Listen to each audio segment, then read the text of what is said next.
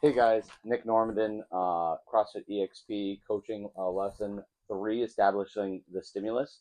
So today I chose the workout, the 20-minute AMRAP of 20-calorie row, 40 wall balls, 10 strict handstand push-ups. And I ran through the basic math of it. There's one little vague thing is the 20-calorie row is going to be a little bit different for the guys and girls. So we're just going to go with averages, but the average guy is probably going to row about a minute to a minute 15 for 20-calorie row. And then females about a minute 15, minute 30, depending on attrition, transition, height of the athlete. The 40 wall balls, that's easy math. If done unbroken, 2-second movement, we're at 80 seconds, or about a minute and, what is that, a minute and 15 seconds, I should say. And then 10 strict handstands. Ninjas can do them in about 10 seconds, but the average person, if they're gutting them out, about 20 seconds. So I'm going to err on the side of 20 seconds.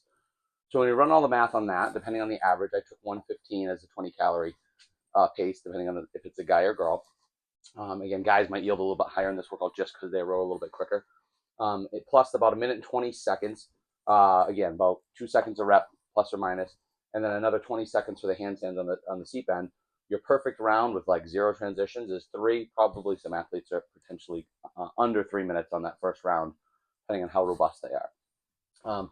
From there, what I did is I kind of took this total round and then I just kind of dialed in for some regular attrition. And so I have the paces down here. But pretty much what I was thinking through the workout is the pace is going to be roughly maintained, plus or minus 5 to 10 seconds. It's a leg dominant wall ball. There's some handstands with that horizontal pull. These are going to make them okay on the rower, a little tired from the wall balls. But the pace on the wall balls is going to break down depending on the ball that they have. So they're going to probably around 1, they might get it within.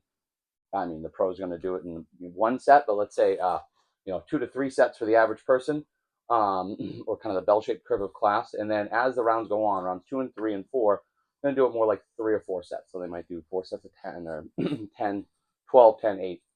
And then the handstands, assuming that the athlete at the start can get this in 1 to 2 sets, 6 and 4 or 10 in a row, they might be able to get every set of 10 unbroken. Or most humans are going to be probably breaking it up after a little while because there's a little interference with that wall ball push press, the top of there, in the handstand. So after future sets, probably 2 to 3 rounds, 6 and 4, 4, 3 and 3, something like that. And then taking those into consideration, some attrition of each round. If the perfect round is around 3 minutes, round 2 probably with some transitions, a few more wall ball breaks, going to be about 3:30 per round. Round 4, again, a little tired, setting in the pain cave. But another 30 seconds, a few seconds slower in the rower, a few more sets of wall balls unbroken, and just kind of following that trend a little bit per round. So if they're doing this workout, I think at a peak, they could get about 6+ rounds, right? 3 rounds if they were flawless per minute, plus a little extra time.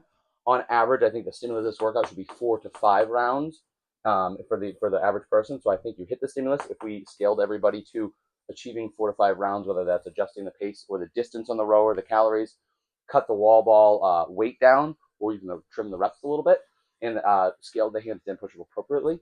And then I'd say they did not hit the stimulus if they were probably under 4 rounds. So if they were 3 rounds in something, we probably could have done a little bit more to make it feel at that same pace. So 4 to 5 range is the goal, 6 is the peak, 3 is not hitting the stimulus. All right, thanks.